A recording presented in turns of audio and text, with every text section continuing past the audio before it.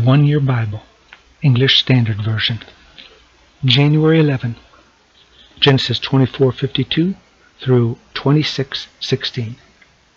When Abraham's servant heard their words, he bowed himself to the earth before the Lord. And the servant brought out jewelry of silver and of gold, and garments, and gave them to Rebekah. He also gave to her brother and to her mother costly ornaments.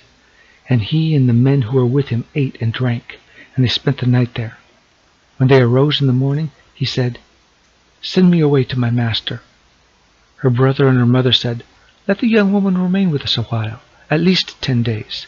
After that she may go." But he said to them, "Do not delay me, since the Lord has prospered my way. Send me away that I may go to my master." They said, "Let us call the young woman and ask her." And they called Rebekah and said to her, "Will you go with this man?" She said, "I will go." So they sent away Rebekah their sister, and her nurse, and Abraham's servant, and his men. And they blessed Rebekah and said to her, "Our sister, may you become thousands of 10,000s, and may your offspring possess the gates of those who hate him." Then Rebekah and her young women arose, and rode on the camels and followed the men. Thus the servant took Rebekah and went his way. Now Isaac had returned from Beer Lahai Roi and was dwelling in the Negev. And Isaac went out to meditate in the field toward evening. And he lifted up his eyes and saw, and behold, there were camels coming. And Rebekah lifted up her eyes, and when she saw Isaac, she dismounted from the camel, and said to the servant, "Who is that man walking in the field to meet us?" The servant said, "It is my master." So she took her veil and covered herself. And the servant told Isaac all the things that he had done. Then Isaac brought her into the tent of Sarah his mother, and took Rebekah, and she became his wife, and he loved her. So Isaac was comforted after his mother's death. Abraham took another wife, whose name was Keturah. She bore him Zimran, Jokshan, Medan, Midian, Ishbak, and Shua. Jokshan fathered Sheba and Dedan. The sons of Dedan were Ashurim, Letushim, and Leumim. The sons of Midian were Ephah, Epher, Hanok, Abidah, and Eldah. All these were the children of Keturah. Abraham gave all he had to Isaac, but to the sons of his concubines Abraham gave gifts, and while he was still living he sent them away from his son Isaac, eastward to the east country. These are the days of the years of Abraham's life, 175 years. Abraham breathed his last and died in a good old age, an old man and full of years, and was gathered to his people. Isaac and Ishmael were his sons, buried him in the cave of Machpelah in the field of Ephron, the son of Zohar the Hittite, east of Mamre, the field that Abraham purchased from the Hittites.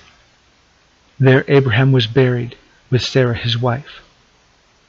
After the death of Abraham, God blessed Isaac his son, and Isaac settled at Beer Lahai Roi. These are the generations of Ishmael, Abraham's son, whom Hagar the Egyptian, Sarah's servant, bore to Abraham.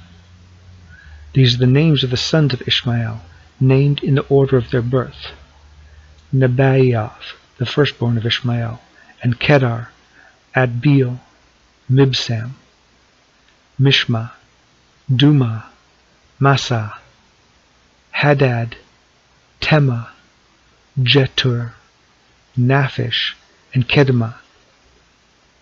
These are the sons of Ishmael, and these are their names, by their villages, and by their encampments, 12 princes according to their tribes. These are the years of the life of Ishmael, 137 years. He breathed his last and died, and was gathered to his people. They settled from Havilah to Shur, which is opposite Egypt in the direction of Assyria. He settled over against all his kinsmen. These are the generations of Isaac, Abraham's son.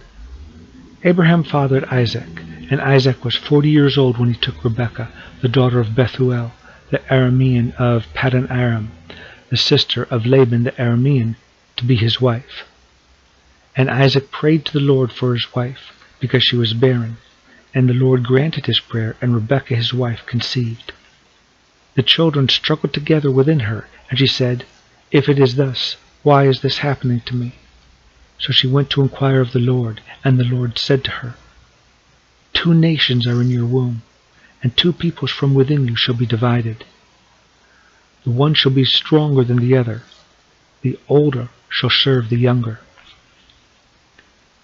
When her days to give birth were completed, behold, there were twins in her womb. The first came out red, all his body like a hairy cloak, so they called his name Esau. Afterward, his brother came out, with his hand holding Esau's heel, so his name was called Jacob. Isaac was 60 years old when she bore them. When the boys grew up, Esau was a skillful hunter, a man of the field, while Jacob was a quiet man, dwelling in tents. Isaac loved Esau because he ate of his game, but Rebekah loved Jacob. Once when Jacob was cooking stew, Esau came in from the field, and he was exhausted. And Esau said to Jacob, "Let me eat some of that red stew, for I am exhausted." Therefore his name was called Edom. Jacob said, "Sell me your birthright now." Esau said, "I'm about to die. Of what use is a birthright to me?" Jacob said, "Swear to me now." So he swore to him and sold his birthright to Jacob. Then Jacob gave Esau bread and lentil stew, and he ate and drank and rose and went his way. Thus Esau despised his birthright. Now there was a famine in the land, beside the former famine that was in the days of Abraham. And Isaac went to Gerar to Abimelech, king of the Philistines. And the Lord appeared to him and said, "Do not go down to Egypt. Dwell in the land of which I shall tell you. Sojourn in this land, and I will be with you and will bless you. For to you and to your offspring I will give all these lands, and I will establish the oath that I swore to Abraham your father. I will multiply your offspring as the stars of heaven, and will give to your offspring all these lands, and in your offspring all the nations of the earth shall be blessed, because Abraham obeyed my voice and kept my charge, my commandments, my statutes, and my laws." So Isaac settled in Gerar. When the men of the place asked him about his wife, he said, "She is my sister," for he feared to say, "my wife," thinking lest the men of this place should kill me because of Rebekah, because she was attractive in appearance. When he had been there a long time, Abimelech, king of the Philistines, looked out of a window and saw Isaac laughing with Rebekah his wife. So Abimelech called Isaac and said, "Behold, she is your wife. How then could you say she is my sister?" Isaac said to him, "Because I thought lest I die because of her." Abimelech said, "What is this you have done to us? One of the people might easily have lain with your wife, and you would have brought guilt upon us." So Abimelech warned all the people, saying, "Whoever touches this man or his wife shall surely be put to death." And Isaac sowed in that land, and reaped in the same year 100-fold. The Lord blessed him, and the man became rich, and gained more and more until he became very wealthy. He had possessions of flocks and herds and many servants, so that the Philistines envied him. Now the Philistines had stopped and filled the earth with all the wells, and filled with earth all the wells that his father's servants had dug in the days of Abraham his father. And Abimelech said to Isaac, "Go away from us, for you are much mightier than we." Matthew 8, verses 18 through 34.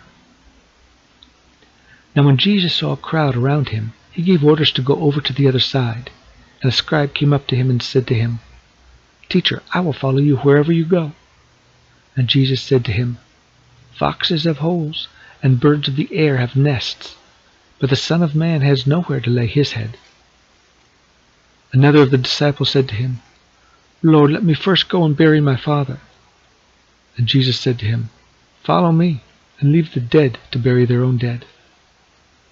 And when he got into the boat, his disciples followed him. And behold, there arose a great storm on the sea, so that the boat was being swamped by the waves. But he was asleep. And he went and woke him up. And they went and woke him up, saying, Save us, Lord, we are perishing. And he said to them, Why are you afraid, O you of little faith? Then he arose and rebuked the winds and the sea, and there was a great calm. And the men marveled, saying, What sort of man is this, that even winds and sea obey him? And when he came to the other side, to the country of the Gadarenes,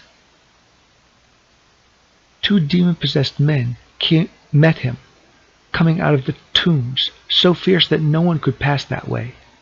And behold, they cried out, What have you to do with us, O Son of God? Have you come here to torment us before the time? Now a herd of many pigs was feeding at some distance from them, and the demons begged him, saying, If you cast us out, send us away into the herd of pigs. And he said to them, Go. So they came out and went into the pigs, and behold, the whole herd rushed down the steep bank into the sea and drowned in the waters. The herdsmen fled, and going into the city, they told everything, especially what had happened to the demon-possessed men. And behold, all the city came out to meet Jesus, and when they saw him, they begged him to leave their region. Psalm 10, verses 1 through 15. Why, O Lord, do you stand far away? Why do you hide yourself in times of trouble? In arrogance, the wicked hotly pursue the poor. Let them be caught in the schemes that they have devised. For the wicked boasts of the desire of his soul, and the one greedy for gain curses and renounces the Lord.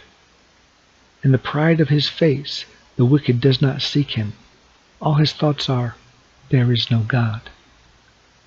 His ways prosper at all times. Your judgments are on high, out of his sight. As for all his foes, he puffs at them. He says in his heart, I shall not be moved. Throughout all generations I shall not meet adversity. His mouth is filled with cursing and deceit and oppression. Under his tongue are mischief and iniquity. He sits in ambush in the villages. In hiding places he murders the innocent. His eyes stealthily watch for the helpless. He lurks in ambush like a lion in his thicket. He lurks that he may seize the poor. He seizes the poor when he draws them into his net. The helpless are crushed, sink down, and fall by his might. He says in his heart, God is forgotten. He has hidden his face. He will never see it. Arise, O Lord. O God, lift up your hand. Forget not the afflicted. Why does the wicked renounce God, and say in his heart, You will not call to account? But you do see, for you note mischief and vexation, that you may take it into your hands. To you the helpless commits himself, and you have been the helper of the fatherless. Break the arm of the wicked and evildoer. Call his wickedness to account till you find none. Proverbs 3, verses 7 through 8. Be not wise in your own eyes. Fear the Lord and turn away from evil. It will be healing to your flesh and refreshment to your bones.